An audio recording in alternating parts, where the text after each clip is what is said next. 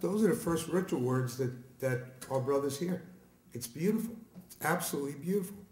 Yet, all too often when those men are made Masons, the lodge has not prepared itself well enough for the degrees. They're blindfolded. They hear 2 or 3 voices shouting things out because if a master or whoever's delivering the work can't do it, there's always those of us on the sideline and we jump right in and yell something. It's confusing. He doesn't know where the voices are coming from. And what do you think his first impression of Freemasonry is? These guys don't know what they're doing. And if we don't know what we're doing at that point, I don't care what happens beyond that point. It's going to be very difficult to retain and hold that brother. One of my pet peeves, and I might as well give it to you right now, is I'm a nut about proficiency with candidates. We're either too lazy or too afraid to demand that our new brothers sacrifice their time and energy to both memorize and understand the ritual. I spoke with, where's Brother Juan? Could you, I don't want to put you, Brother Juan's been in the craft 1 year. And Brother, I know I'm going to kill your name, Abhishek. Would you please stand? You guys remain standing. I asked these guys, anybody else under 5 years in the craft? Wow, stand up, all you guys. I love this. Now let me ask you a question. And the guys, you know, we say that we meet on the level, we say that we're honest, and in Masonry, honesty is very, very important, whether it's good or bad. I want the guys in this room who either did not have a ritual mentor or nobody really tested you on your ritual before you took your degrees to raise your hand. Be honest. Okay. How many guys felt that they were really mentored and they knew that ritual code when they were tested for proficiency? Excellent. How many are kind of in between? That's the rest. Okay, that's the rest. Well, I wanted to see the show of hands for a reason, my brothers. Look at how many of you are here today. We're very lucky to have the couple of brothers here that weren't mentored and nobody tested them about ritual. This brother is 1 year a Mason. He's already senior deacon of his lodge. Okay? You know, Juan said to me when I asked him, did they press you hard about the proficiency? What'd you tell me, Juan? Yes. And then what did you say to me? And the learning is on the ritual, basically. If you don't understand it, you're not going to learn anything. You're not going to catch anything out of Masonry. Did you guys hear what he said? No. Brother Juan, approach the east, please. He won't be back next year. He'll be back. He'll be back, but I gotta go pick him up in his car and bring him back. Get up there and say it again. The teachings basically are on the rituals. If you don't learn the ritual, it's not only memorizing the ritual, it's just understanding it. And it's not one reading. You have to read it over and over again. The more you read it, the more you get out of it. And what happens if you don't know it? Just, you don't know what Masonry is about.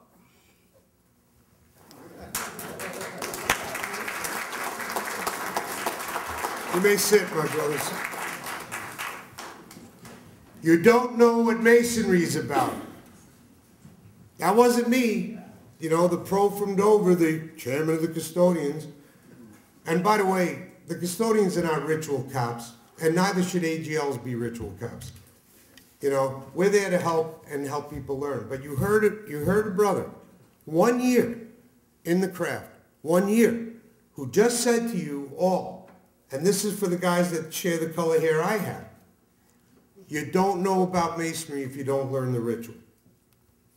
We forget that if you travel in foreign lands, and I mean just as a traveler, without any knowledge of the language or customs of the country that you're visiting or trying to enter, you're in extreme disadvantage relative to those who do. The ritual is the language of Freemasonry and outlines what an upstanding Mason must do to succeed. Thus, it is critical that every candidate, right from the night of the first degree, be urged to strive for excellence every time they render the ritual, and that is why they must be proficient. About 10 years ago, I brought a young man into my lodge. No, I'm sorry, it was 20 years ago. I brought a young man into my lodge. He was a teacher, very bright guy. And he took his 3rd degree, and he asked to come to my office and speak to me. Now, I'm a shrink for a living, so I was a little worried about that. But he came in and he said, Rich, I got to tell you, I'm not going to be an active Mason. And I said, why? Why wouldn't you be an active Mason? He says, well, I became a master Mason in 3 months. And anything that I can do that easily in 3 months, I don't feel like I can get very committed to. That man is now master of my lodge. Having worked 13 years up through the chairs to get where he is right now. We had an emergency meeting of the past masters.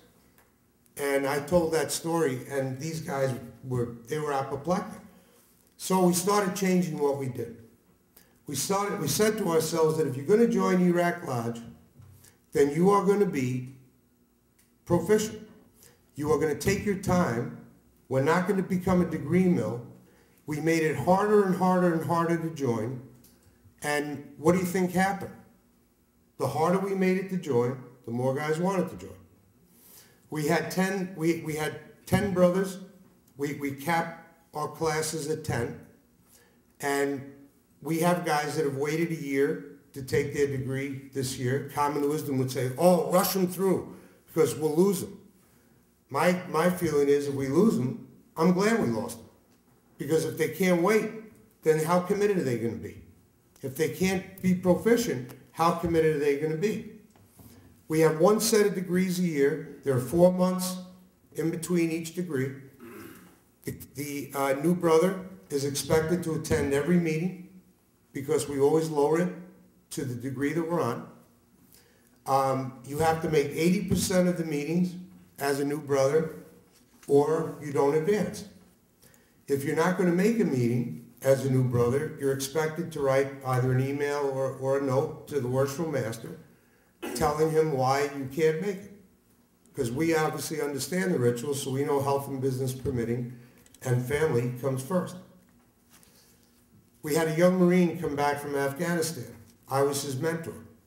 I kept calling him, let's get together, let's get together. No, busy, busy, busy. Okay. He showed up at my office a week before the degree, and he was absolutely not proficient. I looked him in the eye, and I said, Josh, I said, you're not going to be taking your 2nd degree. He said, why not? I said, because we've been telling you right along that you have to be proficient. Well, I got news for you. My wife got very upset because Josh kind of moved into our house for a week, literally. and every night till 1 o'clock in the morning, we were doing the ritual, because in our lodge, we get tested in open lodge. Open lodge. And Josh said, well, he's a Marine, so he said, I'm going to be ready on that night. I said, okay, but if you don't get it, you're not going. He said, okay. Well, he was letter perfect. I said, did you learn a lesson, Josh? He said, yeah. He said, this takes hard work, and I like that. Why are we so afraid to demand of people proficiency? Why can't, when we say we hold the brother by a stronger tie, how can we do that if he doesn't have to work hard to join our ranks? How will he cherish his entrance to the craft if he has no expectations placed on him? It's human nature to value something more when you have to work hard to get it. My father was a World War II and Korean War and early Vietnam War Marine. There was nothing in his life, in a sense, that he was more proud of than his membership in the Marine Corps. And I'm looking at Marino smiling at me, and Bob Russell over there I think he might even be getting a little chubby or something. But the truth is that as a Marine, why was he proud? Because he worked his butt off to become a Marine. And that lasted with him his entire life.